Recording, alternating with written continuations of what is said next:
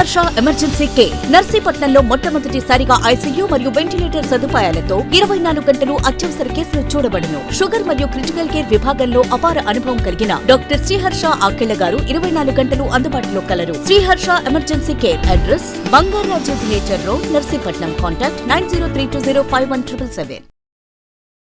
Welcome back to V News. కూటమి ప్రభుత్వం ఇచ్చిన హామీలు కట్టుబడి ఉంది.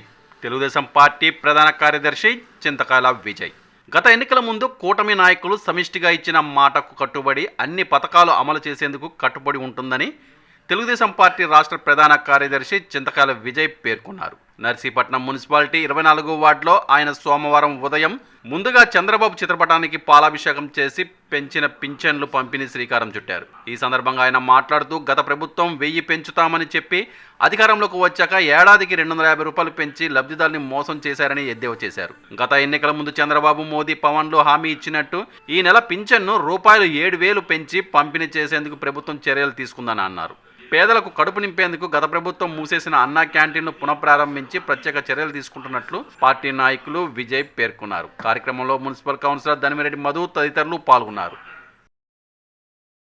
చాలా మంది చరిత్రలో నాయకులు మాట ఇచ్చిన తర్వాత మాట తప్పిన సందర్భాలు చాలా చూసాం.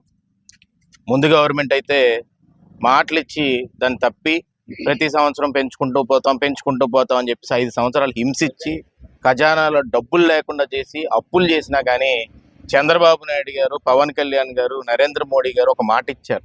ఆ మాట ఏంటంటే ఎట్టి పరిస్థితుల్లో కూడా పెన్షన్ని 4,000 రూపాయలు చేస్తానని చెప్పి మొట్టమొదటి నెల ఆ 4,000తో పాటు ఆ 3 నెలలు ఏదైతే ముందు మాట ఇచ్చారో 1000 కలిపి 7,000 రూపాయలు పెన్షన్దారులకు ఇస్తాను, ఎన్ని ఇబ్బందులు వచ్చినా కూడా నేను ఇస్తానని చెప్పి మాట ఇచ్చి ఆ మాట మీద నిలబడిన ఏకైక నిక్కచ్చైన నాయకత్వం ఈ కూటమి నాయకత్వం అని చెప్పి సందర్భంగా చెప్పదలుచుకున్నాను. చంద్రబాబు నాయుడు గారు ఆ మాట మీద నిలబడి పవన్ కళ్యాణ్ గారితో డిస్కస్ చేసి వెంటనే ఇమీడియట్గా బీజేపీతో కూడా మీటింగ్ పెట్టుకొని ఈ నెల నుంచి 7,000 రూపాయలు తేవాలని చెప్పి చంద్రబాబు నాయుడు గారు కూడా ఇందాక మీరు చూడొచ్చు ఆయనే స్వయంగా కూడా పెన్షన్ ఇవ్వడం కూడా మొదలు పెట్టారు.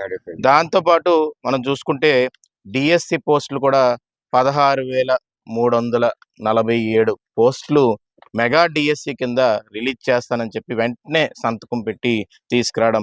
ల్యాండ్ టైటిలింగ్ యాక్ట్ ఏదైతే భూముల్ని ఆస్తుల్ని అంత దొంగతనం చేద్దాం అని చెప్పేసి అప్పుడు జగన్మోహన్ రెడ్డి ఏదైతే అనుకున్నాడో ఆ ల్యాండ్ టైటిలింగ్ యాక్ట్ కూడా రద్దు చేసి అందరికీ కూడా స్వతంత్రం కల్పించినట్టు ఎంతోమంది ఆనందంగా వ్యక్తం చేశారు. ఇవాళ పెన్షన్దారులు కూడా ఏ మాత్రం ఇబ్బంది పడకుండా 7,000 రూపాయలు ఆ చేతికి ఎప్పుడు కూడా చరిత్రలో, ఆంధ్ర రాష్ట్ర చరిత్రలో అందలేదు.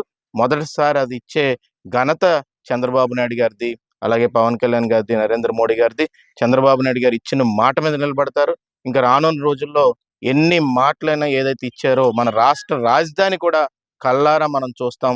రేపు రానున్న రోజుల్లో అది కూడా నిర్మాణం కూడా జరగబోతుందని చెప్పి ఈ సందర్భంగా చెప్పదలుచుకున్నాను. అలాగే పిల్లలందరికీ కూడా ఈ స్కిల్ సెన్సర్స్ అని కొత్తగా పెట్టి అందరికీ కూడా, పిల్లలనే కాదు ఆడవాళ్ళు ప్రతి ఒక్కరు ఎవరికైతే స్కిల్ ఉందో దాన్ని ఐడెంటిఫై చేసి వాళ్ళు ముందుకు ప్రోత్సహించాలని చెప్పి దాని మీద కూడా కొన్ని స్కీములు తీసుకురాబోతున్నారు. అలా అన్నా క్యాంటీన్ నేను చెప్తున్నాను, ఈరోజు నిన్న కౌన్సిల్ మీటింగ్ అయినప్పుడు కానీ ముందు కానీ చాలా మంది ఏంటంటే ఈ అన్నా క్యాంటీన్ ఏమవుతుంది ఇది ఇవన్నీ చెప్పి అడుగుతున్నారు. కానీ నేను ఒకటే చెప్తున్నాను మీ అందరికీ, అన్నా క్యాంటీన్ లేనప్పుడే అయ్యన్న పాత్ర గారు తన సొంత డబ్బుతోటి అన్నం పెట్టాడు అక్కడ హాస్పిటల్ దగ్గర.